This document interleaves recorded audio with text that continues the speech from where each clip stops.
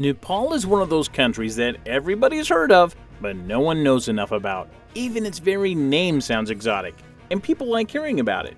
But exactly how much do you actually know about this country? Here are 10 amazing facts about Nepal.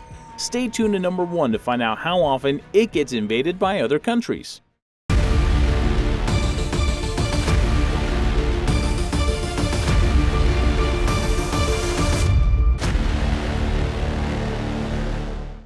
Number 10. A unique flag. Nepal is an amazing country in so many ways, but we'll kick off our list with the flag of Nepal. Now, technically speaking, every country's flag is unique. However, Nepal wins the Uniqueness Award because of its shape. It's the only non-quadrilateral flag in the world. It's basically like two joined triangles, with the bottom triangle having its top cut off. The flag of Nepal was accepted on December 16, 1962, and to this day, it has remained one of the most recognizable symbols of this country. And just like most of the national flags around the world, it's also full of symbolism. The blue color on the border symbolizes national unity of the country, while the crimson red stands for the courage of the Nepalese people in general. The sun and the moon are there to symbolize bravery and peacefulness. These two are also there to say how Nepal will exist as long as the sun and the moon exist. Number 9. Electricity outages. Although electricity should be a normal commodity at the start of the 21st century, the situation is a bit different in Nepal. In this country, it's quite normal to have electrical outages on a daily basis. The irony is that Nepal holds second place as the world's biggest water reserve, but it still has problems with producing electricity. The biggest problem is the country's poor infrastructure. Nepal hasn't been able to develop itself enough so that it has good and reliable infrastructure. Thus, it's normal to have electricity for 10 or 12 hours a day and then for it to be cut off hours on end. The country's population is quite large, and the existing infrastructure simply cannot sustain that many people for the time being. This fact alone is the primary reason behind Nepal's slow development.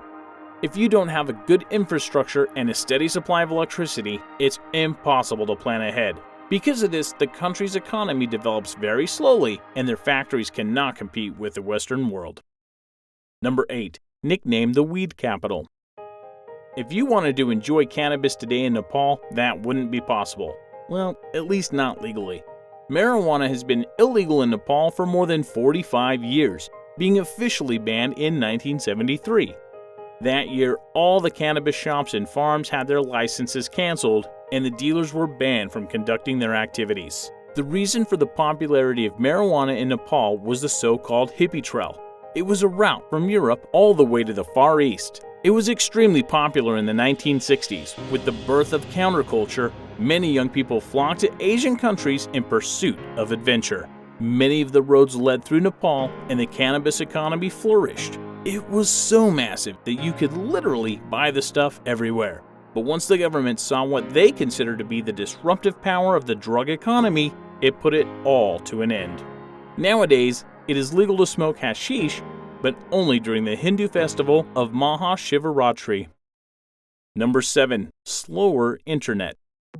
Nepal is part of the modern world in the sense that it has an internet connection. But let's be honest, it could be better. A lot better. Internet was introduced to Nepal back in 1994, but its development has been quite slow. For example, the commercial internet packages are decently fast, or we'll say acceptable, but the bigger problem is with domestic and personal packages. Also, the internet speed depends a lot on the actual price you pay on a monthly basis. But it doesn't only have to do with the speed. Another problem is the percentage of people using the internet. According to research completed in 2010, only around 20% of Nepal's population uses the internet, which is way below the Western average. Nevertheless, the situation has been improving gradually over time, and more internet providers are finally entering the game. Number 6. Languages of Nepal. When it comes to languages, Nepal really has a lot to offer. Many people don't know this, but Nepal has more than 100 local languages. In fact, the exact number is 123. However, not all of these languages are official languages of the country. It would be absolutely crazy if that were the case. The official language of Nepal is Nepali, which was known in the past as Kaskura or Gorkhali.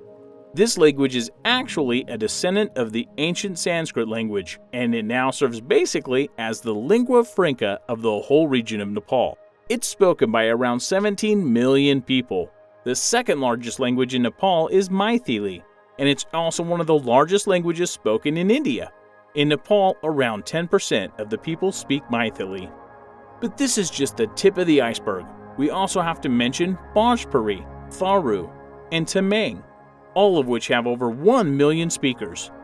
But also Bajika, Magar, Doteli, and Urdu, with over 500,000 speakers each. If we add to these over 100 smaller languages, it's clear how Nepal is considered the linguistic gem of the world.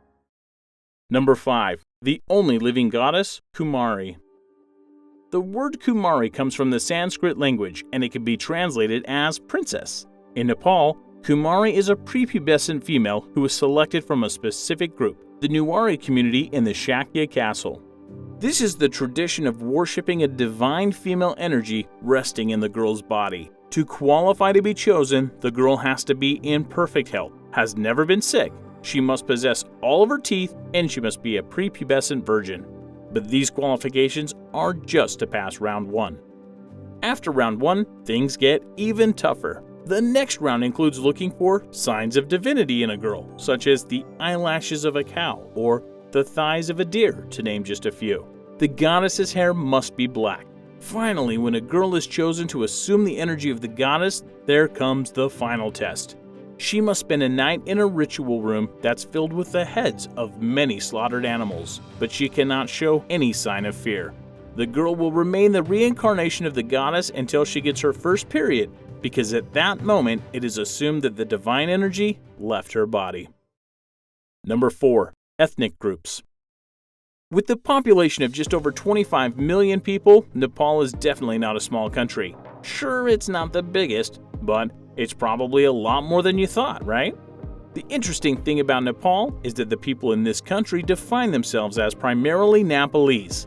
They mainly come from 2 groups, Indo-Aryan and Sino-Tibetan. In addition to these, there are many more nationalities and ethnic groups, but all of them identify as Nepalese. Because there are so many languages and so many ethnic groups, inhabitants of Nepal do not make the correlation between their ethnicity and nationality, as it would make a whole lot of mess. Instead, people identify themselves as Nepalese through citizenship and allegiance. Number 3. Cow is a sacred animal. As you probably know, the cow is considered a sacred animal in India, but it's the same in Nepal, as the population is predominantly Hindu. In 2015, the cow was declared the country's national animal, and it made it all the way to the Nepalese constitution. After many years of political unrest, Nepal got a new constitution, and in it, cow was declared sacred in respect of the Hindus, and all cow slaughter was banned. The interesting thing is that even on the practical side, cows are a great help because they help to regulate traffic. Yes, as funny as it may sound, cows are allowed to walk freely down the streets of Kathmandu, and without them, traffic would be even more chaotic. But cows help the traffic issue because they serve as road dividers and traffic islands. Number 2. Etiquette. Since there are so many nationalities and ethnic groups in Nepal, it's safe to assume that there would be so many different customs and traditions. And this is absolutely true. Nepalese people are in general quite friendly, and they will greet a foreigner to their land expressing interest in taking a picture with them and showing them around. The traditional Nepalese greeting is Namaste, which can be translated as greetings to the divine inside of you, which is truly wonderful. This is a sign of great respect, and when you want to greet someone like this, you should hold your palms together like you're praying. When it comes to shopping, it's even more interesting. If you want to agree with someone, you should tilt your head a little bit. If expressing disagreement when you don't want to buy something or you don't want to go somewhere, you should hold your hand up and swivel it a little. And for pointing around, don't use your finger. Instead, point with your chin. Also, food is not consumed from other people's plates. Once one person uses a plate, it's theirs and theirs alone. Number 1. Nepal was never colonized.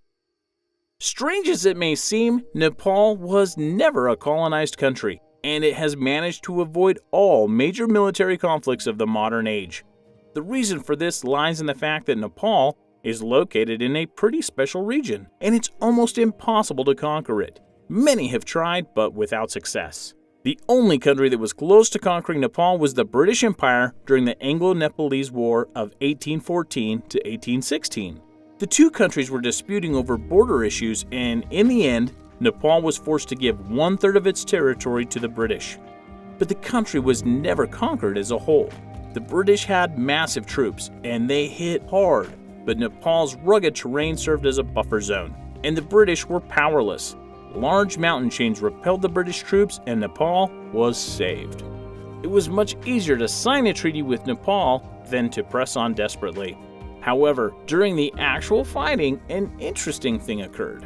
The British officers were so impressed with the Nepalese Gurkha troops that they wanted to see them fighting on their side. These were Nepalese people of Indian Gurkha ethnic background. As a result of their courage in combat, many soldiers from the ranks of the Gurkha were reunited into the British colonial army, spreading the name and courage of the Nepalese people. What do you think about Nepal and its culture? It's on my bucket list for sure. Don't forget to like this video and hit that subscribe button. Namaste.